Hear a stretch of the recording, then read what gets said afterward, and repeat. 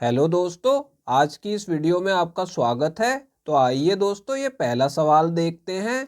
चीनी के मूल्य में 15% कमी हो जाने पर कोई व्यक्ति 340 रुपए में 2.5 किलोग्राम चीनी अधिक खरीद पाता है। तो चीनी का प्रारंभिक मूल्य प्रति किलोग्राम कितना है, ये हमें बताना है। अब देखिए दोस्तों, यहाँ पे दो तरह के मूल्य आपसे पूछे जाएंगे। प्रारंभिक मूल्य यानी कि पुराना मूल्य, और इसमें एक नया मूल्य भी पूछा जाता है। दोनों की शॉर्ट ट्रिक अलग अलग है, तो इसलिए मैं आपको दोनों शॉर्ट ट्रिक आज इस वीडियो में सिखाने वाला हूं। तो देखिए दोस्तों, प्रारंभिक मूल्य निकालने की शॉर्ट ट्रिक हमारी कैसे लगेगी।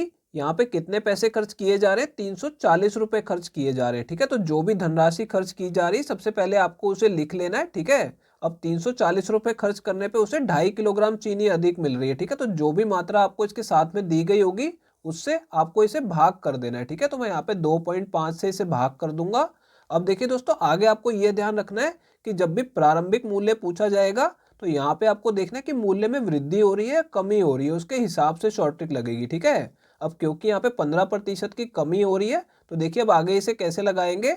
अगर 15% की कमी हो रही है तो 15 को ऊपर लिख देना है। ठीक है, और नीचे आपको क्या करना है, यहाँ पे 100 में से 15 घटा के लिखना है, क्योंकि यहाँ पे कमी हो रही है। ठीक है, तो 100 में से 15 घटाएंगे तो कितना आ जाएगा, 85 आ जाएगा। ठीक है, अगर यहाँ पे वृद्धि हो रही होती तो क्या करते, 100 में 15 जमा करके 115 लिखते, लेकिन यहाँ पे कमी हो रही है इसलिए यहाँ पे 100 में से 15 घटा के लिखना है, ये आपको ध्यान रखना है।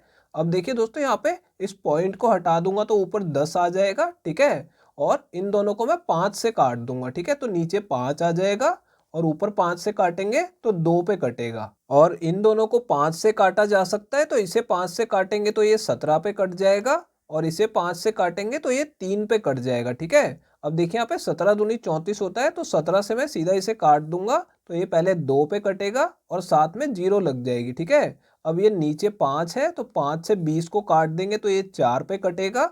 अब देखिए नीचे काटने के लिए कुछ और नहीं बचा, तो इन तीनों को गुणा कर लेंगे, तो यहाँ पे देखिए 4 तिया 12 और 12 दूनी 24। ठीक है, यानी कि हमारा आंसर इस सवाल का कितना आ जाएगा, 24 रुपए प्रति किलोग्राम आ जाएगा। ठीक है, तो दोस्तों ये हमारा इस सवाल का आंसर आ गया है, ये चौथा ऑप्शन करेक्ट है। आइए दोस्तों, अब ये अगला सवाल देखते हैं। चावल के मूल्य में 20% कमी हो जाने पर कोई गृहिणी 840 रुपए में 6 किलोग्राम चावल अधिक खरीद पाती है। तो चावल का नया मूल्य प्रति किलोग्राम कितना है, ये हमें बताना है दोस्तों। देखिए दोस्तों, इस सवाल में हमसे चावल का नया मूल्य पूछा जा रहा है। ठीक है, पिछला सवाल हमने पुराना मूल्य का किया था, यानी प्रारंभिक मूल्य का। अब देखिए नया मूल्य निकालने की शॉर्ट ट्रिक क्या होगी, शुरुआत हमें यहीं से करनी है कि कितने पैसे खर्च किए जा रहे हैं, 840 रुपए खर्च किए जा रहे हैं। ठीक है, तो सबसे पहले मैंने 840 को लिख लिया, और यहाँ पे 840 में उसे 6 किलोग्राम चावल अधिक मिल रहे हैं। ठीक है, तो हम इसे 6 से भाग कर देंगे। यहाँ तक तो दोनों ट्रिक सेम है। अब आगे देखिए दोस्तों, यहाँ पे क्या बोला जा रहा है कि चावल के मूल्य में 20% कमी हो जाती है। ठीक है, और हमें नया मूल्य की ट्रिक लगानी है, तो यहाँ पे आपको क्या करना होगा, देखिए 20% की कमी हो रही है तो सबसे पहले ऊपर 20 लिख लेना है। ठीक है, और यहाँ पे नया मूल्य के लिए क्या होता है, नीचे हमेशा 100 लिखना होता है। ठीक है, यहाँ पे मूल्य में कमी हो या वृद्धि हो, नीचे हमेशा 100 ही आएगा। ठीक है, तो ये हमारा इससे नया मूल्य निकलाएगा। अब देखिए दोस्तों, इसे काट के सॉल्व कर लेंगे।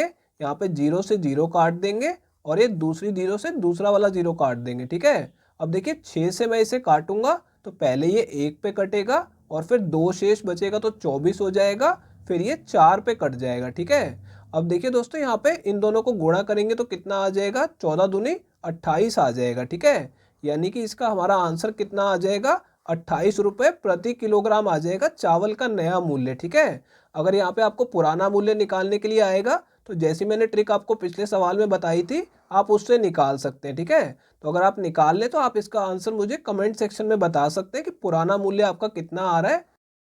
आइए दोस्तों, अब ये अगला सवाल देखते हैं। देखिए दोस्तों, इस सवाल में भी हमें पुराना मूल्य निकालना है, लेकिन हम इसे दोबारा क्यों कर रहे हैं, क्योंकि यहाँ पे मूल्य में वृद्धि बताई गई है। ठीक है, तो यहाँ पे क्या बताया गया कि मूल्य में 25% की वृद्धि हो रही है, जिससे किसी व्यक्ति को 540 रुपए में 1.5 लीटर पेट्रोल कम मिलता है। ठीक है, और हमें उसका पुराना मूल्य प्रति लीटर बताना है। तो देखिए दोस्तों, यहाँ पे हमें शुरुआत कैसे करनी है, यहाँ पे कितने पैसे खर्च किए जा रहे हैं, 540 रुपए खर्च किए जा रहे हैं। ठीक है, तो पहले इसे लिख लेंगे, और यहाँ पे उसे कितनी मात्रा कम मिल रही है, 1.5 लीटर पेट्रोल कम मिल रहा है। ठीक है, तो इससे इसे भाग कर देंगे 1.5 से। ठीक है, अब देखिए यहाँ क्या बोला गया है कि मूल्य में 25% की वृद्धि हुई है। ठीक है, तो हमें क्या करना है, 25 को ऊपर लिख लेना है, ठीक है। और क्योंकि मूल्य में वृद्धि हो रही है तो नीचे क्या करना है, 100 में 25 को जमा करके लिखना है, ठीक है। यहाँ पे घटा के नहीं लिखना, वृद्धि हो रही है तो जमा करके लिखेंगे, अगर कमी हो रही होती तो 25 को घटा के लिखते हैं 100 में से, ठीक है। तो इसे सॉल्व करने पे हमारा 1 लीटर पेट्रोल का मूल्य आ जाएगा। तो यहाँ पे देखिए दोस्तों, पॉइंट हटाएंगे तो ऊपर 10 आ जाएगा और इन दोनों को 5 से काट लेंगे, ठीक है। तो नीचे 3 आ जाएगा और ऊपर 2 आ जाएगा, ठीक है। इन दोनों को 25 से काटा जा सकता है, तो ऊपर 25 से काटेंगे तो 1 आ जाएगा और इसे 25 से काटेंगे तो ये 5 पे कट जाएगा, ठीक है। अब देखिए यहाँ पे इन दोनों को गुणा करेंगे तो कितना आ जाएगा, 15 आ जाएगा, ठीक है। तो मैं इन दोनों को सीधा यहाँ से काट रहा हूँ, इसकी जगह मैंने 15 लिख लिया है। तो देखिए 15 से मैं इसे काटूंगा तो पहले ये 3 पे कट जाएगा, ठीक है। और 3 पे कटने के बाद 9 शेष बचेगा तो 90 हो जाएगा। तो फिर ये कितने पे कटेगा, 6 पे कट जाएगा, 15 छिका 90। और फिर हम इन दोनों को गुणा करेंगे तो कितना आ जाएगा, 36 दूनी 72 रुपये आ जाएगा, ठीक है। यानी कि पेट्रोल का मूल्य कितना आ गया, 72 रुपये प्रति लीटर आ जाएगा, ठीक है। तो दोस्तों ये हमारा इस सवाल का आंसर आ गया है, ये दूसरा ऑप्शन करेक्ट है। दोस्तों अगर ये वीडियो आपको पसंद आई हो तो इसे लाइक कर दीजिए। और दोस्तों अगर आप लोग चैनल पे नए हैं तो चैनल को सब्सक्राइब जरूर कर लीजिएगा। और दोस्तों नोटिफिकेशन बेल को दबाना बिल्कुल मत भूलिएगा। तो दोस्तों इस वीडियो को यहीं ख़त्म करेंगे, आपसे मिलते हैं अब अगली वीडियो में।